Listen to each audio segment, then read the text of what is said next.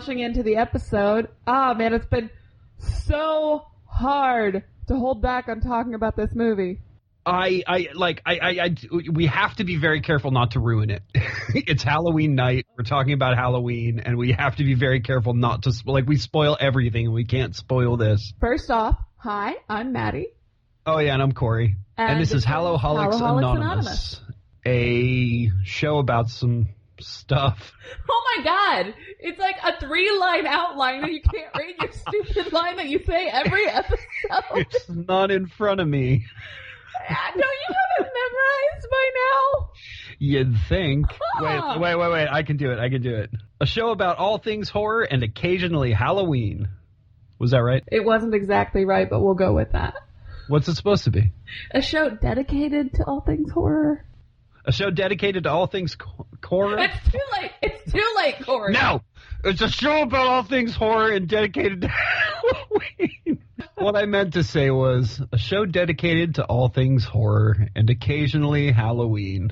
So, we both saw the new Halloween movie. And aside from going out in public and being at the mercy of terrible moviegoers, which I'll talk about later, it was absolutely phenomenal. Oh my god. It was everything. When we were talking about Resurrection and how much that trailer let us down and how bad that movie was, this is what everyone expected Resurrection to be. Yeah, exactly. This is, I think I mentioned when we were talking about Resurrection that they lied to us about Laurie Strode's part. Like, they made it seem like she was at the end, but in this, she was actually the badass that they promised. I don't want to say anything else about the family, but the family dynamic is perfect. It's perfect. They show her dealing with all this PTSD and how it impacted her family so well. And all of the references made it worth watching H2O and Resurrection because I got them all.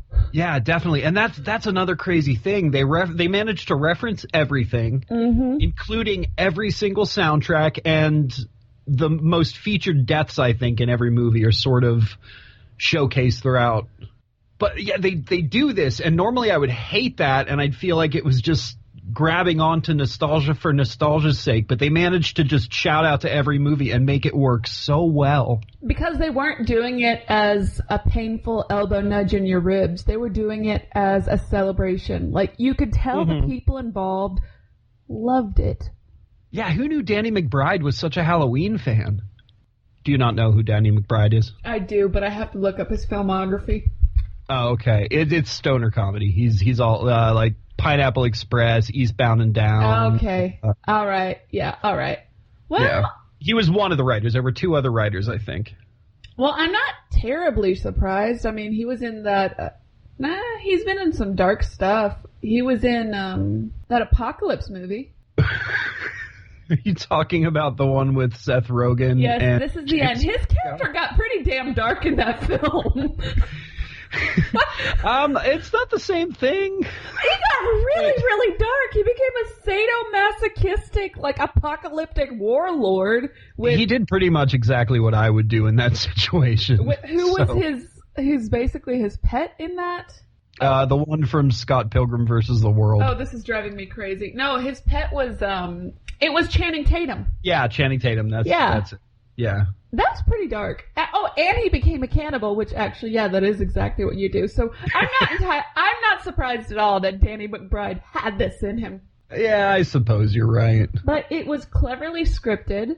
I loved the characters. I loved the play on the nice guy trope, by the way. Oh my god. I'm not going to reveal anything, but I loved wonderful. it. Yeah, it was nice to see that happen. Soundtrack-wise, too, they managed to put an element of every other soundtrack into this soundtrack, even the stuff that I absolutely hated, like the bad 90s metal stuff, and they managed to make it all work and mesh together so well. I was absolutely blown away about the soundtrack. I've been listening to it on repeat for the last 2 days. The child actor in this movie is phenomenal. He was probably one of my favorite child actors ever. And the fact that he was sort of his brief little... Wait, we're talking about the one that was being babysat, not the one in the beginning, right? Yes. Oh, the one in the beginning was awful. I don't know. I thought he was pretty funny, though. Yeah, he was, but saying that dancing got him hard, and then they glossed over that line. He has dancing in his heart. Oh, I thought it said dancing got him hard, and I was like, that's a really weird line to... No. He had dancing in his heart or something like that. It was definitely heart. But yeah, that kid, his brief, the kid that was being babysat, his brief time in the movie was... He just said everything the audience was thinking and then ran off. They lovingly crafted this relationship he had with his babysitter, too. And they did something which is very rare in a lot of movies, even the ones I love, and they made you like most of the teen characters. Very, very quickly, too, because it's a fast movie. Things happen pretty quickly. Most of them I didn't want to die. Yeah, it's pretty obvious which ones you want to die. There's only really one I think I wanted to die. Three. But did one actually die? One of them didn't. It's so hard to talk about this movie without revealing anything, but guys, if you love Halloween, you have got to see this. And it does take off after part 1, not part 2, part 1. And they make that pretty clear, so if you're at all confused about it, they cover that in the beginning of the movie. In the beginning, which is another shout out to the original film with all of them walking to school. There's so a whole lot shots. There's even a piece. This is not a spoiler because this happened in the trailer, but there's actually even a shout out to 3. You see kids trick or treating in 2 of the Silver Shamrock masks. It was so great. Oh man, what about the intro? Let's talk about the intro. The D-Rotting pumpkin. Finally, an intro I liked again. When was the last time I liked one of those intros? It was 5 might have been the last one I liked because it was the one with all the quick cuts. Yeah, I think that was 5. Yeah, I think that was the last one. Yeah, because we were still on Jamie at that point. That was when Jamie was still a little girl. Yeah. So it was part 5. Yeah. But yeah, and it was so classic. It was such a wonderful playback to the original, as if they were reversing the whole franchise as they reversed this pumpkin rotting. Which is kind of exactly what I did, and I'm walking dangerously close to spoiler territory, but I'm not going to get there. I'm just going to be general. At the end of the film, they managed to flip everything you know about Halloween upside down in a very drastic way, but they pull it off so well. It was just walking this line. It could have so easily fallen off to the wrong side and just been cheesy and terrible, but it was so well written, so well directed that it was great. And for the listeners who have watched the movie, I really want that pen. I was thinking the same thing as soon as I saw it. It's only a matter of time before that's a replica. Mm-hmm. And the humor in this movie, too, we've touched on it a few times. Yes. It's really funny, and none of it is out of place. It just fits. And not even just this movie alone, but the trailers before the movie, I felt like I was a kid again watching movie trailers because I wanted to see every single movie that was advertised. What played before yours? Well, they played the Happy Death Day 2 trailer. Yeah. And they all looked awesome, and I was just so excited because I was like, horror is back, and Blumhouse is amazing. Mm-hmm. This movie's gonna rake in money hand over fist. It's gonna be huge, and it's gonna usher in this whole new... Hopefully it's not going to usher in more remakes. Mm-hmm. It's going to get the Friday the 13th reboot made, I'm sure of that, but I think it's going to... We've been getting a lot of horror movies that have kind of been right under the mainstream. Mm-hmm. Kind of art house, almost. No, I wouldn't say that. Movies like The Void and... Get Out, that everybody always talks about. Get Out, It Follows. These were sort of mainstream adjacent that sort of broke in. But I think and this a lot of might them are from allow Blumhouse. it. Yeah. But yeah, I think this might allow those movies like that to break through even further. I'm very excited to see what the next couple of years brings. Yeah, and film popularity, it all goes in cycles, the genres. You get a period where one style is more popular, then you get another. I think people are kind of burned out from superhero movies at this point, so... Yeah, I'm not there yet, but I'm going to be. I was burned out the minute they released Iron Man 2. Wow, that's early on. No, I'm still digging them, but I'm sure I'll get there soon. But, Michael's Mask, when I watched the trailer originally, and even when I saw the Fangoria cover, I thought I would hate it, but watching it in action in the film, I absolutely loved it. It looked great. It looked like just an aged version of the first Mask. And it worked. It's what Rob Zombie's Mask should have looked like. It's what he was going for, but didn't quite get it. And by the way, guys, don't antagonize a maniac with one of the devices with which he used to commit a massacre. Yeah, I get why.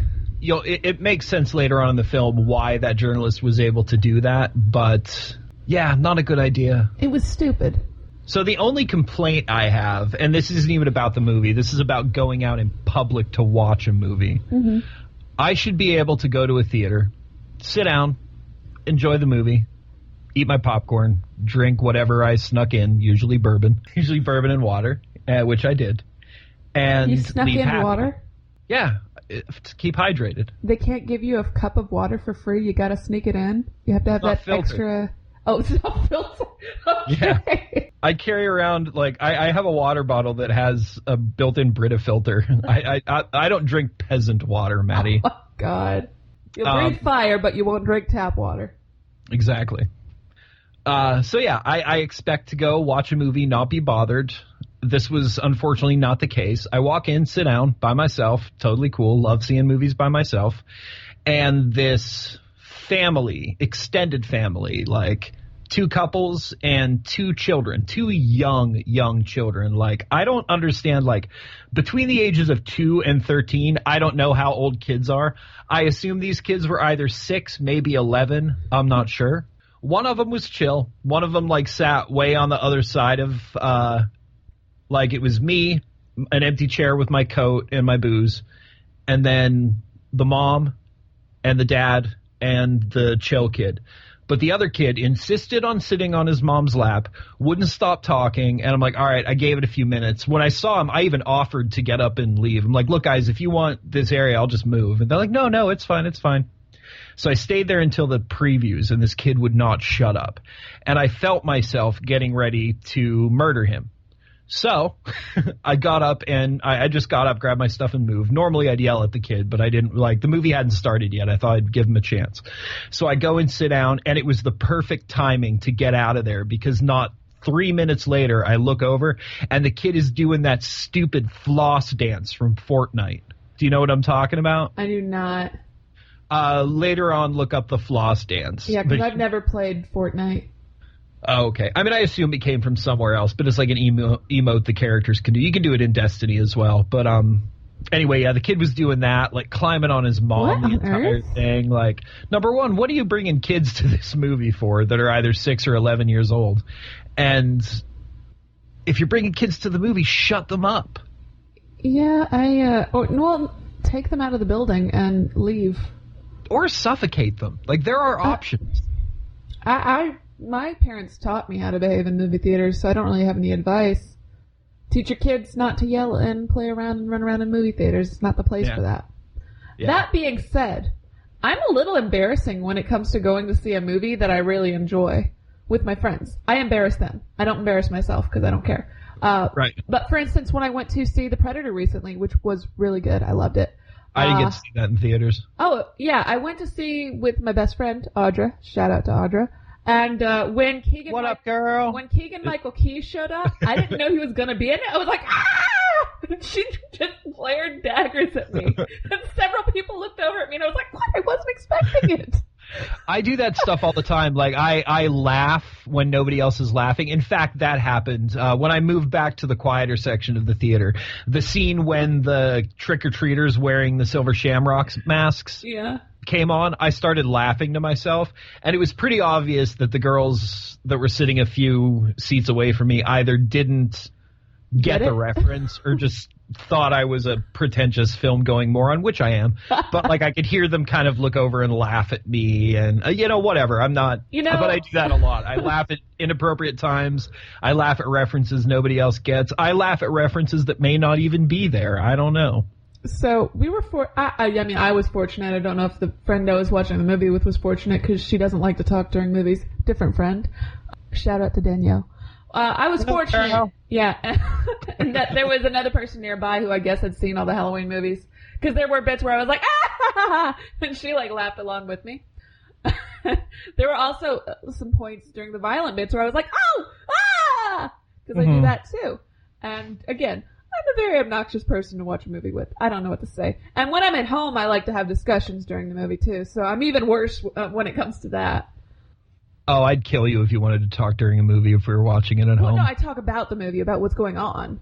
While the movie's playing? Well, yeah, to analyze a character action. You're a monster. There's time for that later. There's a pause button.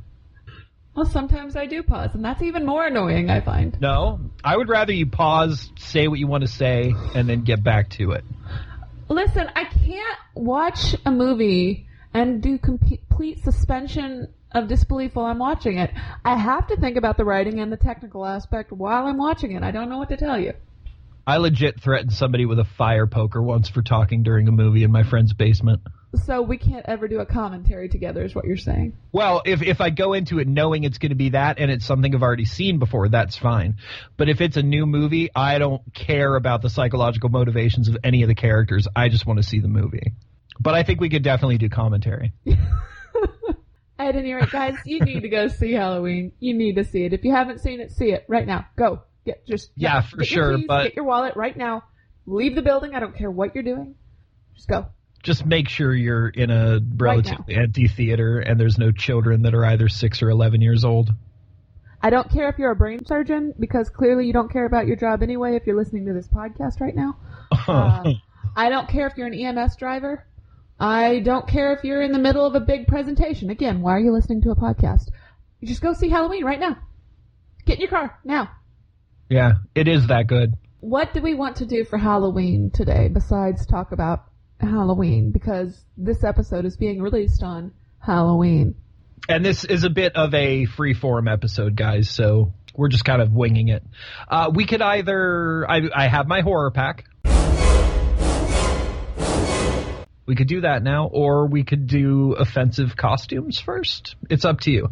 I feel like we should end on offensive costumes. I think so, too. So let's... Although horror pack was really good this month. Well, let's do horror pack. All right, ladies and gentlemen, it is time for this month's horror pack. In an odd turn of events, I didn't know it was coming. I got it yesterday. And I got the tracking information today. So, thank you for the surprise horror pack. This is not at all me complaining. I know that you guys are only a few people and you're busting your ass. And it was cool to get a random bunch of DVDs that I didn't, or Blu-rays that I didn't know I was going to get. So thank you. Anyway, let's get into it.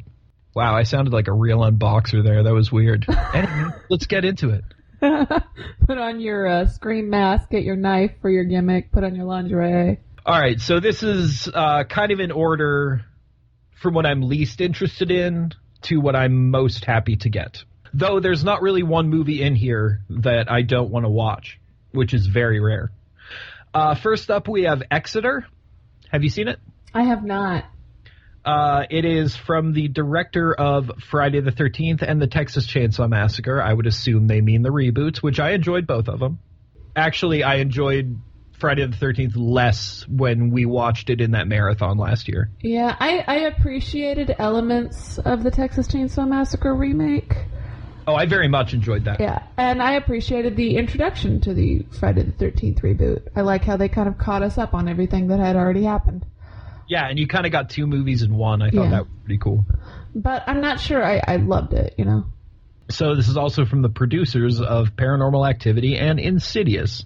I love Paranormal Activity. I don't care what people say. I think it was great. It's one of the only found footage movies I have ever legitimately enjoyed. It freaked me out. Yeah. I'd like to watch the rest of them. I'm a few behind. In fact, I think I've only seen the first two. Well, it feels real. That's what's so great about it. It feels real. Yeah, true. All right, so Exeter is apparently some kind of exorcism movie. An abandoned asylum. 6 teens tinker with the occult, causing a possession, paranormal mystery, and a bloody nightmare that no one could predict. From the director of Texas Chainsaw Massacre and the producers of Paranormal Activity and Insidious. What a terrible summary. That tells me nothing. Yeah. On the back cover, there's a dude in a luchador mask shooting a, lame blowtorch. Some lady doing that, possessed crab walking pose. And a bunch of kids playing light as a feather, stiff as a board. You know, I feel like there's only 2 insane asylum horror films that I really love and that I think could ever have done it right. One of them is Grave Encounters, which is okay. The other one was like really good. Yeah, I loved it. But Session 9. Oh. Why would you even bother after Session 9? Do you know they didn't have permission to film there? Really? That was all guerrilla filmmaking. Is that what it's called? Mm-hmm.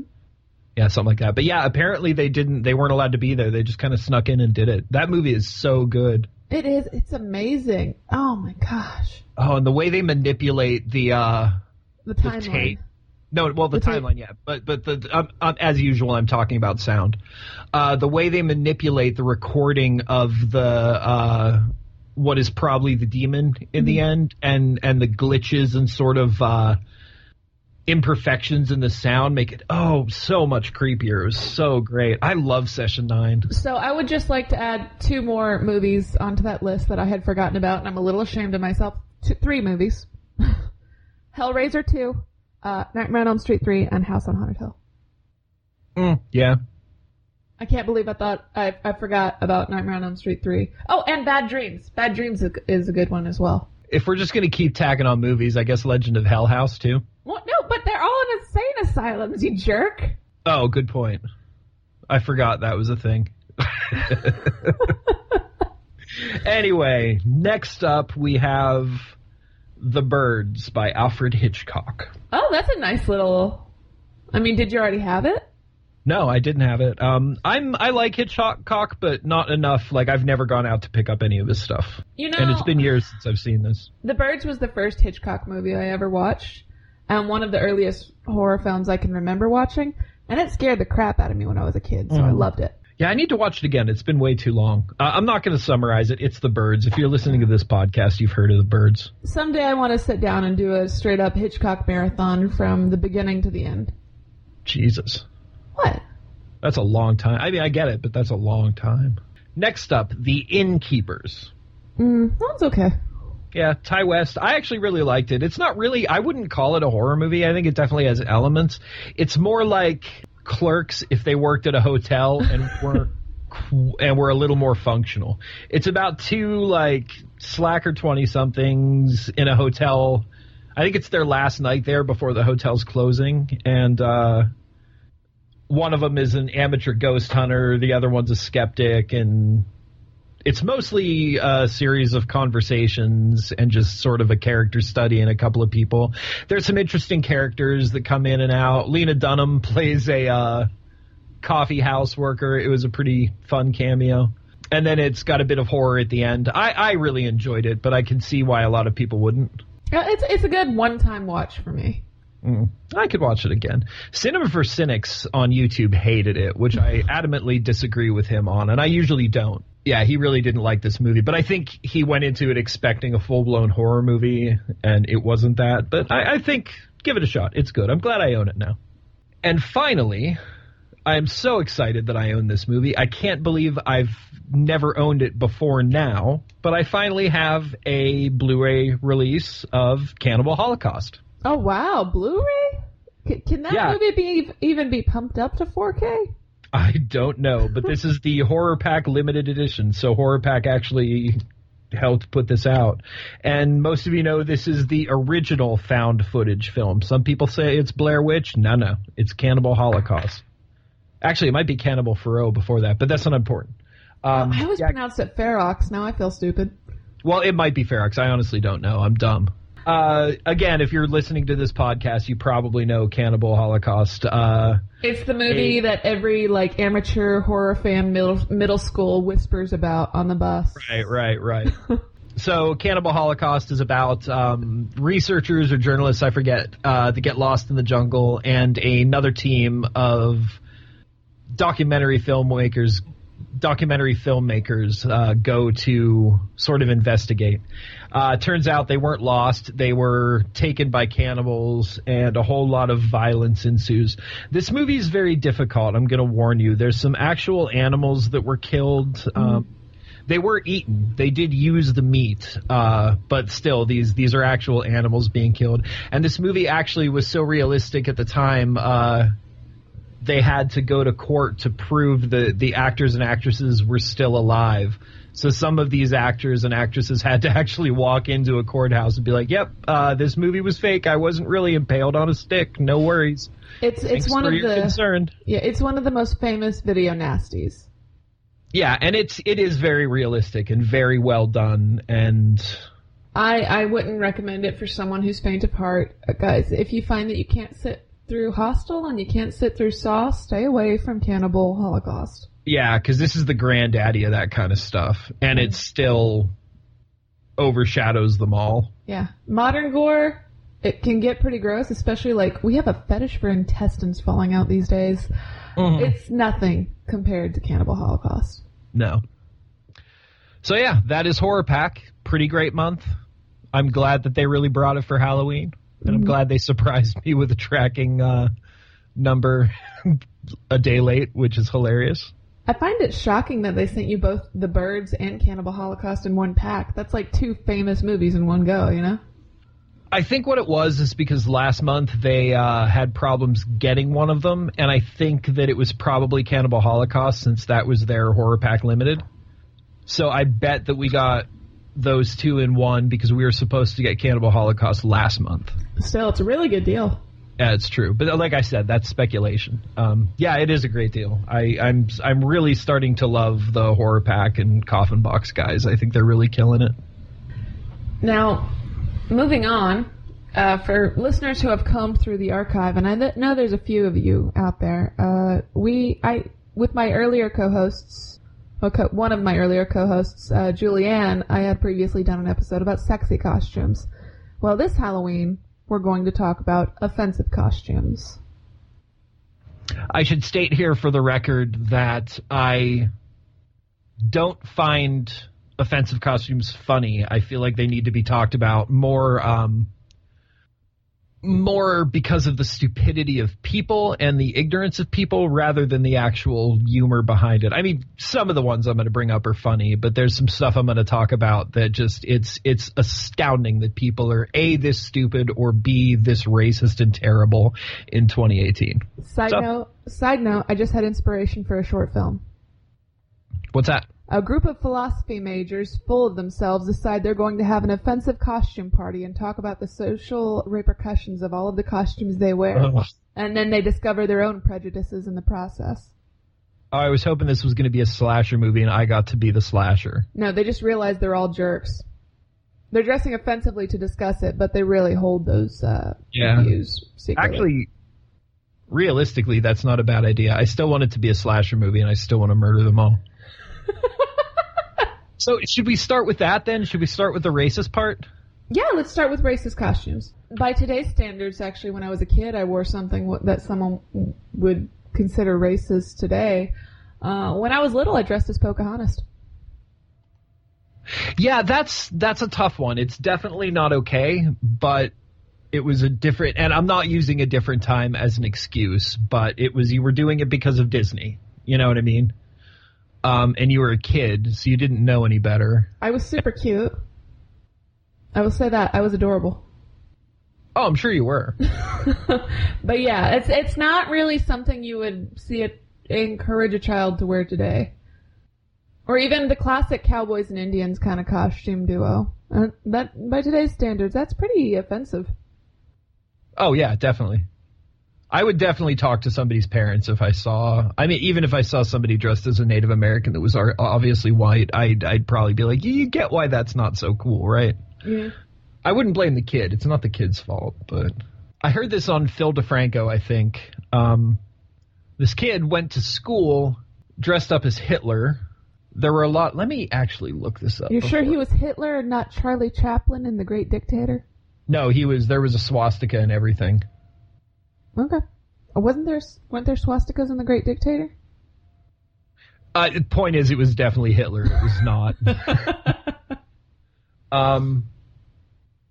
Well, one of the princes of England dressed as a Nazi several years ago for a costume party, and that was a big deal, too. Yeah, it should have been a big deal. Yeah, it's one thing for a kid in school to do it in a small community, which is just stupid.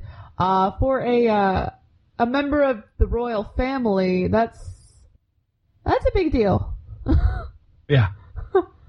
You know, back in high school, while you're finding the information for that, I just remembered a funny story vaguely related to this. But we were doing an event, a theater event in high school for a bunch of little kids. And one of the things that our theater group did was face painting. Well, we had a little boy sit in the chair and said, "I want you to paint my whole face black." And we just all went, "Ah!" We did not know how to explain to him why we were not going to do that. I learned this weekend, actually, that it's usually better just to tell kids the truth. 2 moms told me that this weekend. Well, when you're 16, you don't have that much depth of wisdom. That's true. All right, so yeah, this 12-year-old kid, it was for something called the Boulder City Trunk or Treat community event. So this wasn't actually in school. This was just a thing. He wore a brown jacket and I think khaki pants with black boots and a swastika armband. So the thing that bothers me most about this is not necessarily that the kid did this, but the parents, the mother, who's a teacher herself, doesn't see anything wrong with this. She's actually quoted, what did she say? He needed a last-minute costume, and he put that together today. No, we don't worship Hitler or agree with what he did. That's a weird way to put it, worship Hitler. Point is, you're a teacher. These are the people molding kids, and if you're express yourself any way you want. You want to dress like Hitler, go ahead, you know? Like, I get we've got some freedom here in America. Some say less than we used to, but there are lines. And this is like 6 million dead Jewish people and countless amounts of other dead ethnicities is the line. Mm-hmm. Like, you don't celebrate him. I don't care how much of a history buff you are. You don't dress as Hitler to go to some community event. Well, the only way to really get back at a dead man for what he did is to try to forget about him and just remember the atrocities he committed. Think of him as a monster, not as someone you can normalize or dress up as for Halloween. Or do a sketch comedy piece about him having sex with a donkey like the kids in the hall did in their final episode. Well, that's completely acceptable. Or have Cartman can dress up as Hitler, and that's perfectly fine. But Cartman is not a real child going to a real school. No, plus that's almost always some sort of social commentary that they're doing. That's kind of a... That's their modus operandi. Yeah, that kind of stuff I think gets a little bit of a pass. Yeah, but not real children. And not princes of countries. Now, here's a costume that actually a lot of people don't find offensive, but I personally think it is offensive, and that's people dressing up as nuns for Halloween or any kind of religious figure. I don't think it's called for. Yeah, I get why you would think that. I have... Especially because they usually sexualize it, too, and it's weird. Yeah, but I mean, that's a big fetish. I know we were talking about this off of podcasts, but I mean, even and I don't get it. But there's Nazi fetishists too. Yeah, keep that in your bedroom, weirdo. I don't know. That's a difficult one because I had a friend who years ago dressed as a possessed priest, and it was one of the best costumes I had ever seen. He had he's an effects guy. He actually works for a company that makes models for other people's inventions, stuff like that. He's an engineer. Mm-hmm. But he's also really into makeup effects. And he did this great, black-veined, white-faced, white-eyed demon priest thing. I thought it was really cool. I can kind of understand that as just a reference to films, but I don't think there's any call for a woman to wear a miniskirt sateen with a black veil to... I can see how that would bother you. Yeah, it's hard to describe. It's hard to describe why something like that is offensive unless you just know. All I know is that I just don't think it's an appropriate costume. Yeah. Oh, and it minimizes the religion itself. It's not okay to make fun of any other religion, but it's perfectly okay to make fun of Catholicism. Yeah, I've always found that. I've always been sort of a live and let live when it comes to religion stuff. You don't try to convert me to God. I don't talk to you about how cool Satan and all the goetic demons are. Yeah, I gotta admit, it would be hard not to laugh if someone went as a sexy Buddha, but I would still say, dude, that's not cool. There's my costume this year. So, on a lighter note, I have looked up some offensive costumes that you can go out and pick up right now in time for Halloween. Okay, real quick, let's just get the big one over with. Vagina and penis. Yeah, there's a few versions of that. Mm-hmm. There's a... now we can get past that. We don't have to talk about it anymore. Go to the next There's one. actually... There's Nope. It's a little skirt where a lady can be a wall outlet and the man can be the plug. But that's funny. Looks to be the American style outlet. So for you British listeners, you might not understand it. You might not get it, but unless you've been to the States. Unless you have a friend who's dressed as an adapter. Right.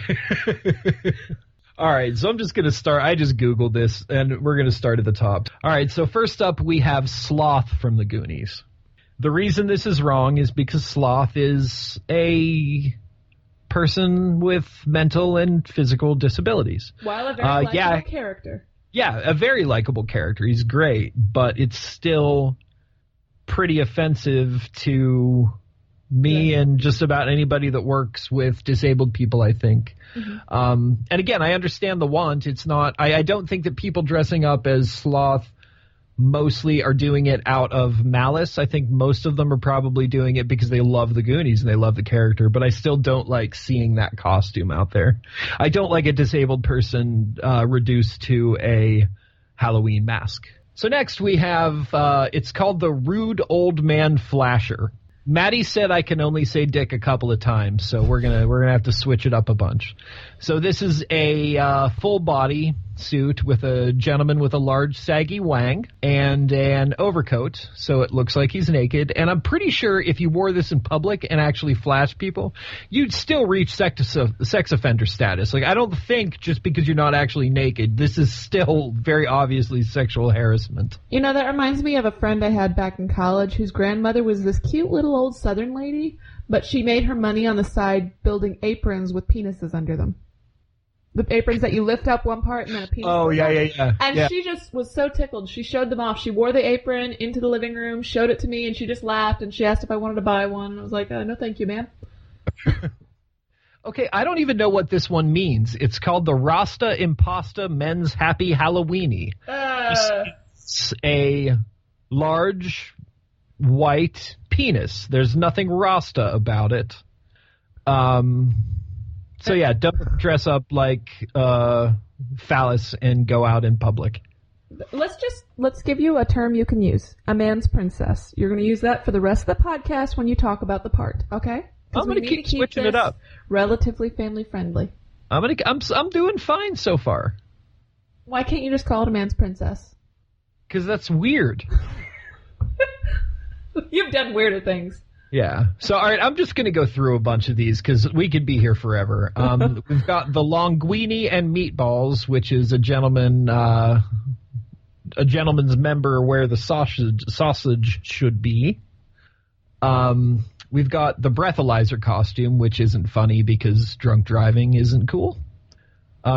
Rick and Morty, because I love the show, but the fans are terrible. So anybody dressing like Rick should probably be murdered.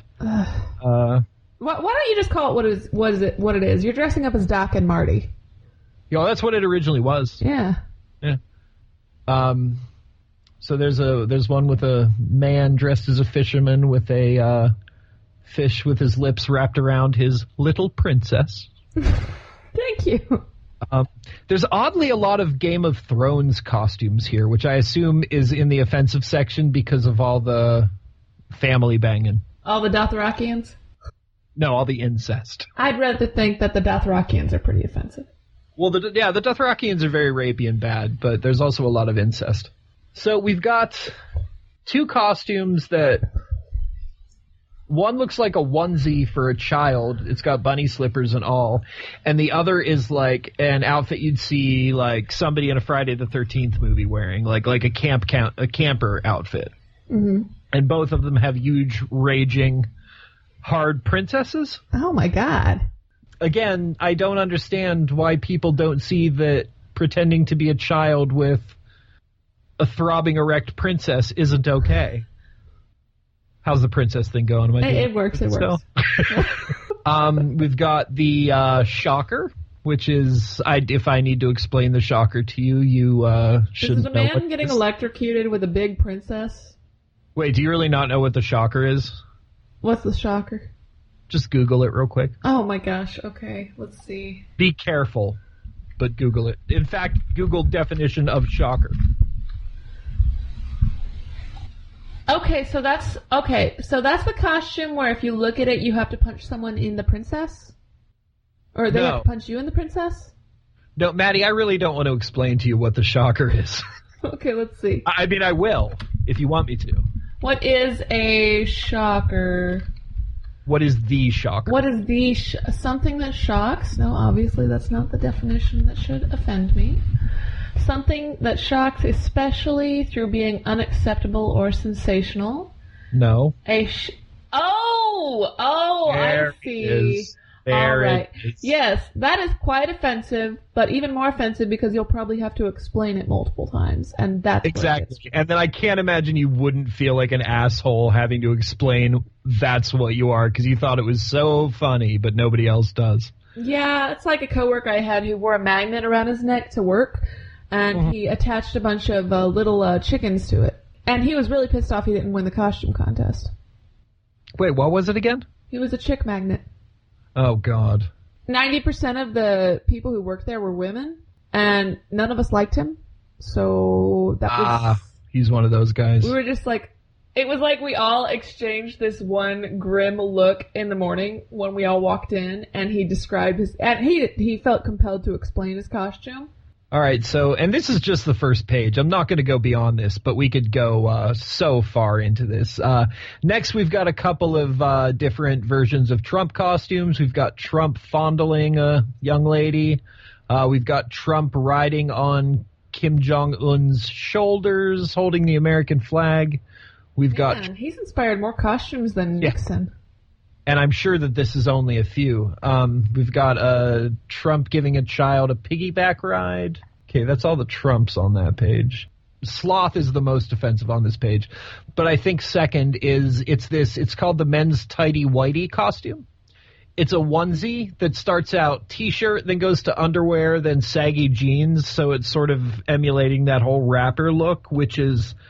That's another one of those costumes that people wear when they want to tell people they're racist, but they don't want to say it. There's the Jamaican bobsledding team, a fella dressed as a genie with the lamp that says "Rub me" right on his little princess wiener. You just had to throw it in. I did. Han Solo's on this page. It's weird. How's Han Solo offensive? I don't think he is. Unless Harrison Ford did something now. I haven't heard anything. There is a Han Solo in Carbonite costume, which is kind of dope. Not $65 worth of dope, but dope. Anyway, I'm not going to go on. That's my page of offensive costumes. Oh, there's one of a woman sitting on a toilet. It's another inflatable. That's hilarious. And by hilarious, I mean dumb. I think a lot of those costume ideas are just, they're trying too hard. Yeah, and unfortunately that's what Halloween in a college town is. It's trying too hard to offend. It's trying too hard to be as naked as possible. And as far as being naked and wearing very skimpy outfits, that's fine. You know what I mean? Do whatever you want. Like, I'm not against that in any way. Like, people should be able to do whatever they want there. But I think it's a little bit sad that Halloween in college towns especially has become just a reason to wear as little as possible rather than to really get creative and make something cool. Jenna Marbles on YouTube, I just watched a video of hers. She wants to be a toothbrush this Halloween to hand out candy in her neighborhood. And she got a bunch of foam and straws and made this toothbrush outfit. And she was like, I used to do the cute thing, but it's just not how I roll anymore. I just want to sit and hand out candy and be a toothbrush. And I thought that was really funny because she wanted to be a toothbrush, sat down, made a toothbrush costume out of scratch. And that's what I like. Like, it can be simple as long as it's creative. And you can be half naked as long as it's creative. It's so very rarely creative. You know what I mean? Anybody can be a sexy Luigi. Anybody can be a sexy nun, though they shouldn't.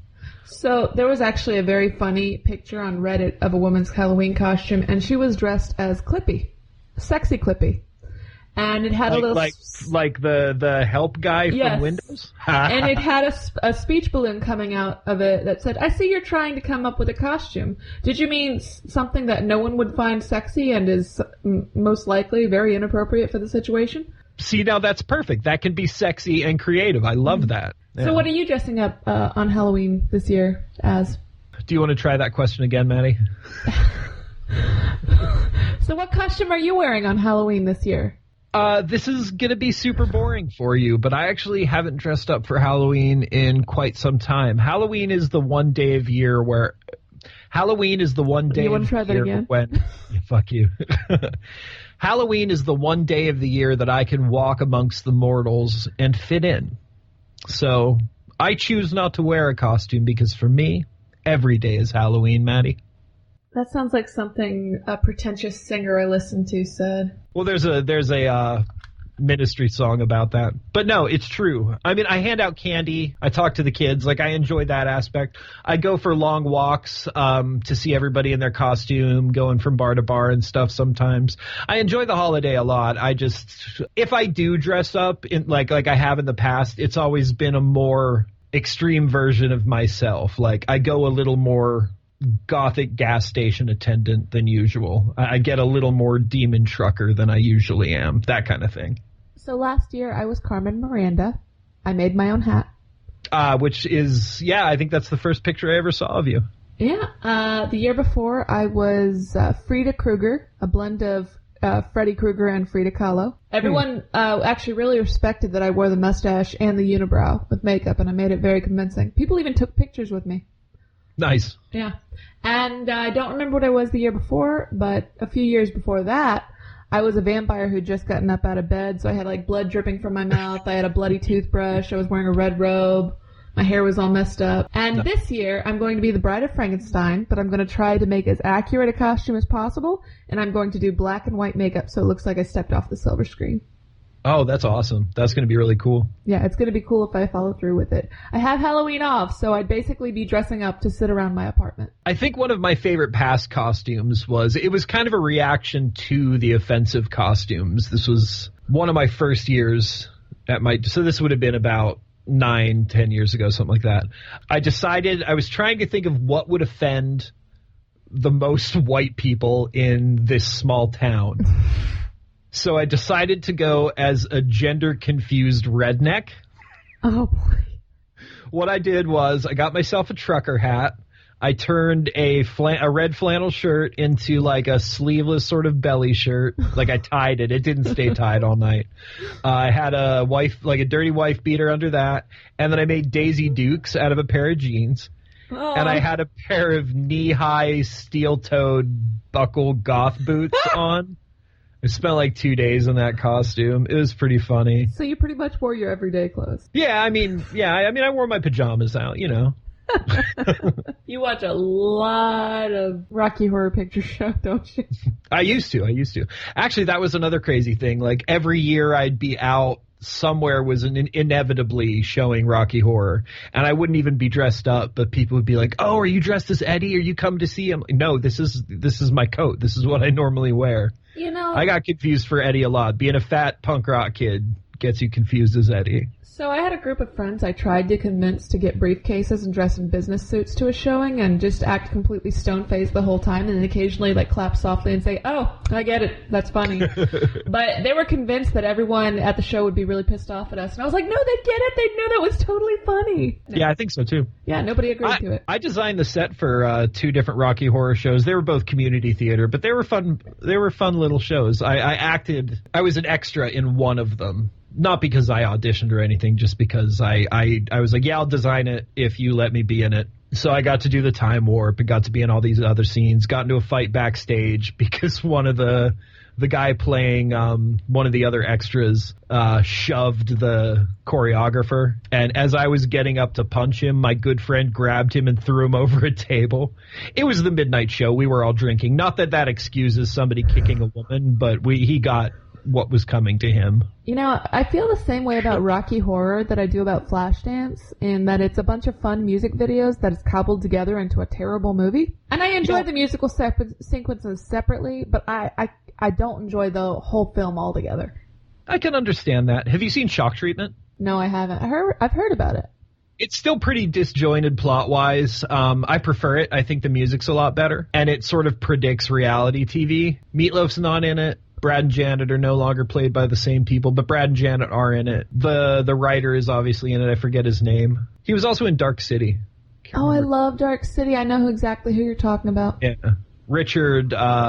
He was in an Elvira movie several years ago that was actually quite funny. The Elvira movie, that one?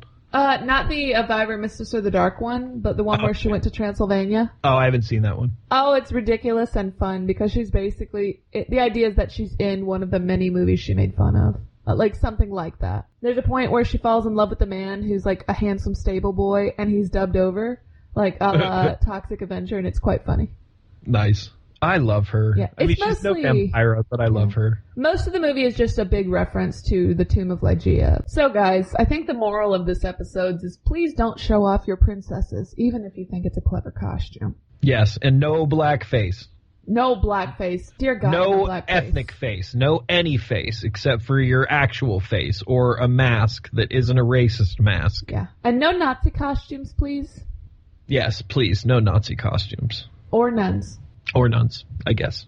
I hope you have a great Halloween night. And again, if you're a brain surgeon, drop everything and go see Halloween right now. Right this second. Yes. If you want to check out our blog, you can check us out at Hallow-Holic.wordpress.com or Hallow-Holic.blogspot.com. You can tweet us at Nowhere23 or search the Twitterverse for Hallow-Holics. You can also find us on Podpedia by searching our portal HHA. They make me say that. And you're happy to do it. You can I am. You can also email us at Hallow-Holics@outlook.com. Happy Halloween, everybody. Happy Halloween. I don't. Please edit that out.